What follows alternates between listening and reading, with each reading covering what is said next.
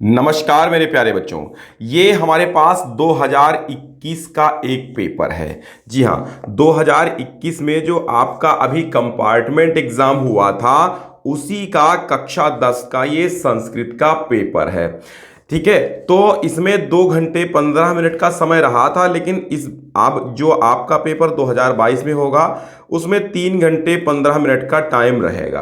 ठीक है, और इसमें तमाम नियम लिखे थे, ये शायद नियम आपके यहाँ लागू नहीं होंगे क्योंकि ये री एग्जाम था। री एग्जाम का मतलब था कि जो कंपार्टमेंट एग्जाम था, ठीक है, तो कंपार्टमेंट एग्जाम में 1 घंटा कम किया गया था। जो बच्चे अपने रिजल्ट से संतुष्ट नहीं थे उनके लिए क्या है, तो ये पेपर हम लोग देख लेते हैं 818 HE को। ठीक है, चलिए, तो सबसे पहले यहां पर पहला प्रश्न जो आएगा, कायदे से देखिए थोड़ा सा नजदीक करके। ठीक है, तो ये आपका पहला प्रश्न आएगा कि निम्नलिखित गद्यांशों में से किसी एक गद्यांश का संदर्भ सहित हिंदी में अनुवाद कीजिए। तो एक गद्यांश का आपको करना होगा।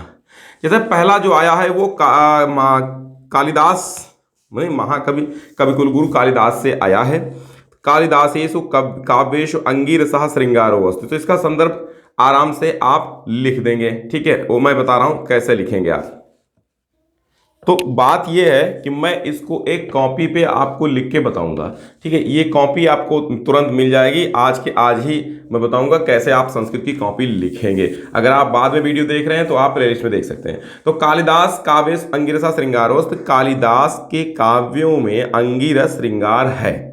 ठीक है, तस्य पुष्ट्यर्थम, उसकी पुष्टि के लिए करुणादयो अन्यो अन्य रसा अंगाभूता, करुण आदि अन्यो अन्य रस, ठीक है, अंगाभूत, अंगभूत मतलब स्वीकार किए गए हैं। ठीक है, तो ये पूरा का पूरा हिंदी अनुवाद आपको लिखना होगा। इसमें लिखा है हिंदी अनुवाद कीजिए, तो इसमें व्याख्या नहीं करनी, हिंदी का अनुवाद करना है।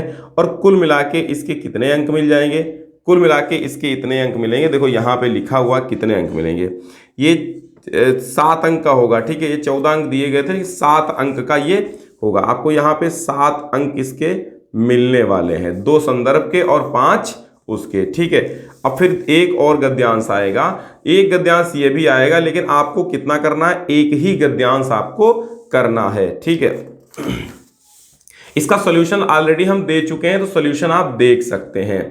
और यहां पर देखो, एक पार्ट का सारांश लिखना है, 3 पार्ट आपके आएंगे और एक का लिखना होगा। एक सारे के सारे सारांश हम मैराथन में लाने वाले हैं, तो मैराथन क्लास जरूर देखिएगा। ठीक है, तो ये कितने अंक का होगा, 2। दूसरा क्वेश्चन है, ये दूसरा जो है ये यहां पर लिखा हुआ है, दूसरा प्रश्न 7 अंक का होगा। ठीक है, 2, 4 एवं 6 में से किसी एक का देना है और 7 अंक देने, 7 अंक, 2, 4, 6, तो यहाँ पे 2, 4, 6, ये 7 अंक। तो ये 7 अंक का यहाँ पे है, तो ये 5 अंक का या 7 अंक का, 5 ही का आता है इस बार। ठीक है, ये री एग्जाम का पेपर है, इसलिए इसके जो पूर्णांक हैं वो गड़बड़ हैं। ठीक है, इसके पूर्णांक कुछ ज़्यादा हो गए थे या कभी नंबर बढ़ा बढ़ा के बताए गए थे। फिर देखिए, एक श्लोक आपका आना क्या, मैं वो बता रहा हूं पुराने पेपर से। ठीक है, सेम ऐसा ही आपका पेपर आएगा, इससे तनिक भी भिन्न नहीं होगा। ठीक, बाकी इसका सॉल्यूशन हम ऑलरेडी दे चुके हैं। अगर आपने नहीं देखा है तो संस्कृत की कॉपी कैसे लिखें उसमें सॉल्यूशन है, और आगे जो कॉपी बताएंगे कैसे लिखें उसमें भी इसका सॉल्यूशन मिल जाएगा। तो काव्य शास्त्र विनोदेन कालो गच्छति धीमताम व्यसनेन च मूर्खाणा मिद्र्या कलहेन वा। ठीक है, तो ये देखिए 2, 1 और 2, ये 2 श्लोक आएंगे, इनमें से एक ही श्लोक आपको करना होगा। तो एक कर देंगे, कैसे, संदर्भ लिखेंगे और हिंदी में इसकी व्याख्या करेंगे। फिर यहां पर देखिएगा, एक सूक्ति की आपको क्या करनी होगी, संदर्भ सहित सूक्ति की व्याख्या करनी होगी। तो ध्यान रखें, जब भी आप सूक्ति की व्याख्या करें तो पूरा का पूरा श्लोक आपको करना होगा। ठीक है, पूरा श्लोक आपको करना होगा। तो पूरे श्लोक को करने के लिए पूरा श्लोक का हिंदी अनुवाद पता होना चाहिए, तभी ये पूरी हो जाएगी। ठीक है, हाँ, मैराथन क्लास में जरूर जुड़िएगा। ठीक है, शतम वर्षाणि जीवते न सुखम संशयात्मा। चूंकि मैं जो मैराथन क्लास लाऊंगा उससे बाहर नहीं जाएगा, तो ये तो आधार रहा। ये सूक्ति आपको, एक सूक्ति, तो अब तक आपने जाना कि एक गद्यांश की व्याख्या, एक पद्यांश की व्याख्या, एक सूक्ति आएगी और एक पाठ का सारांश हिंदी में सारांश। ठीक है, अब यहाँ पे एक श्लोक का संस्कृत में अर्थ लिखना होगा, 5 अंक का पूरा ये आता है। इसमें संदर्भ नहीं लिखना होता। ठीक है, इसमें संदर्भ नहीं लिखना होता है। ठीक, तो सर्वलक्षणहीनोपि यह सदाचारवान न रहा, ऐसा आ जाएगा। इसमें संदर्भ नहीं आपको लिखना है। फिर एक दो आएंगे, दो में से एक करना होगा आपको, संदर्भ इसका नहीं लिखना है। फिर एक पात्र का आपको चरित्र चित्रण करना होगा, ये कथा नाटक कौमुदी के आधार पे।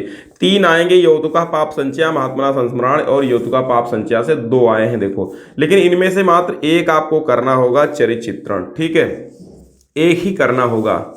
अब यहां देखिएगा 2 प्रश्नों के उत्तर संस्कृत में दीजिए, तो 3 प्रश्न आएंगे, इनमें से 2 प्रश्नों के उत्तर आपको देना होगा, वो भी संस्कृत में, ये भी कथा नाटक कौमुदी से ही आपके आने हैं, ठीक। अब फिर आएगा व्याकरण का पार्ट। व्याकरण का पार्ट इसमें कहता इंग प्रत्याहार का वर्ण चुनना है, एवोंग अयोच, ये बिल्कुल सही हो जाएगा, इंग प्रत्याहार। और फिर इसमें कह रहा है कि किसी एक वर्ण का उच्चारण स्थान लिखिए, तो उच्चारण स्थान वाला वीडियो बना हुआ है, माहेश्वर सूत्रों का बना है, प्लेलिस्ट में सब आपको मिल जाएगा, अभी देख लीजिए। फिलहाल मैराथन क्लासेस में सब लाएंगे, तो इसमें एक ही वर्ण का देना होगा। जैसे आ का दे दीजिए, आको विसर्जनीय नाम कंठा, तो आ का कंठ हो जाएगा। इचेशा नाम तालु, तो जा का तालु हो जाएगा। और अको विसर्जनीय नाम कंठा, तो ये का खा गा कंठ हो जाएगा। और ऋतुरस नाम मूर्धा, तो ये रा का मूर्धा हो जाएगा, ठीक है। फिर एक पद का संध विच्छेद करना होगा, सज्जन है तो आप कर देंगे सत धन जन, सतजन कर देंगे, सज्जन हो जाएगा। और फिर कहता संधि का नाम लिखिए, तो इश्चुत तो संधि यहाँ लिख देना, इश्चुत व्यंजन संधि लिखना होगा, ठीक है, ऐसे। और फिर हरिम वंदे, हर नमस्ते और निर्जना, ऐसे करके आएंगे आपके। फिर ये था बहिरागता में संधि कौन होती है, बहिरागता में कौन सी संधि है। फिर यहाँ पे पूछेगा एक शब्द रूप, ठीक है, राजन नदी वारी, तो ये बहुत इंपॉर्टेंट है, एक शब्द रूप, वारी वार वर्णा वर्णो, बहुत ढंग से हम पढ़ा देंगे। फिर यहाँ पर देखिए एक पूछेगा राज्ञा विभक्ति किस वचन का रूप है, ठीक है, ये बताना होगा आपको। और यहाँ पे फिर एक धातु निर्देशानुसार एक बहुविकल्पीय प्रश्न आएगा। अच्छा, ये लिखने को आएगा, बहुविकल्पी नहीं है, लिखने को है। कहता दा धातु लट लकार प्रथम पुरुष और बहुवचन का रूप लिखिए, तो इस प्रकार आपको लिख देना है, ठीक है, प्रथम पुरुष बहुवचन, दा धातु लट लकार, तो ददत वाला है ना, ददात वाला। भू लोट मध्यम पुरुष एक वचन। पाश्चात्य का रूप है, ये पाश्चात्य जो है मैं इसमें ऑप्शन दे दिए गए, ऑप्शन बताना है, 3 ही ऑप्शन है। एक पद का फिर आएगा कि एक पद का आप क्या कीजिए, समास विग्रह कीजिए, वीणा पाणी पंचवटी और आजन्म, 2 अंक का आएगा। लंबोदर में कौन सा समास है, 1 अंक का, ये पूछेगा कि आपको, ये वैकल्पिक में है ना लंबोदर, तो बहुब्रीहि हो जाएगा इसमें। हालांकि इसका सॉरी, इसका मैं वो दे चुका हूं आपको पूरा सॉल्यूशन लिख करके कॉपी पे, तो कॉपी कैसे लिखें संस्कृत की पढ़ी हुई है, देख लीजिए। दोबारा फिर से हम एक नई कॉपी से के साथ आएंगे, वो बताएंगे आपको। फिर यहाँ पे 2 पदों में आपको निर्देशानुसार विभक्ति का नाम लिखना होगा। रामायण सागच्छत सोपानात, आपको तो पंचमी इसमें तृतीया है, इसमें विद्यालय, अहम विद्यालय पठाम, तो सप्तमी मैं विद्यालय में पढ़ता हूँ, चक्षा काणा, तो यहाँ पे तृतीया विभक्ति है। फिर यहाँ पे एक धातु और प्रत्यय आपको छांटना होगा। गता में एक जैसे गम धातु है और कत प्रत्यय है, तो ऐसे आप छांट के लिख देंगे, पटनिया पट धातु नहीं, अनियर प्रत्यय, श्रोतुम श्रुधातु तुमन प्रत्यय, ऐसे अजताप प्रत्यय। और फिर यहाँ पे एक का वाच्य परिवर्तन करना होगा, वाच्य परिवर्तन का भी हम वीडियो आपको लेकर के आएंगे आपके लिए। वाच्य परिवर्तन पूरा मैराथन क्लास होगा। और आप क्या लिखते हैं यहाँ पे संस्कृत में अनुवाद करना होगा लिखित वाक्यों का। फिर आपका आएगा 8 वाक्यों में एक विषय पर आपको निबंध लिखना होगा। जितने निबंध इसमें ये दिए गए, सत्संगत, परोपकार, पर्यावरण, जनसंख्या विस्फोट, यातायात, अगर इतनी ही याद कर लेते हैं आप, तो यही मोस्ट इंपॉर्टेंट हमेशा रहते हैं और हमेशा ये रिपीट होते रहते हैं, ठीक है। जैसे ही पेपर आपका हो जाए, ठीक है, तुरंत आप हमें PDF बना के सेंड कर दीजिएगा। यहाँ पे है, अब ये कहता है ये आपको क्या करना है, वाक्यों में प्रयोग करना होगा। वाक्य में प्रयोग 2 में करना होगा। वाक्य में प्रयोग बहुत सिंपल होता है, कैसा भी आप कर सकते हैं। तो ये आपका था पेपर। इसकी PDF डाउनलोड करने के लिए डिस्क्रिप्शन में हमने लिंक दे दी है, और लिंक जो पहली है वहीं से डाउनलोड होगा, प्रीवियस ईयर पेपर में मिल जाएगा।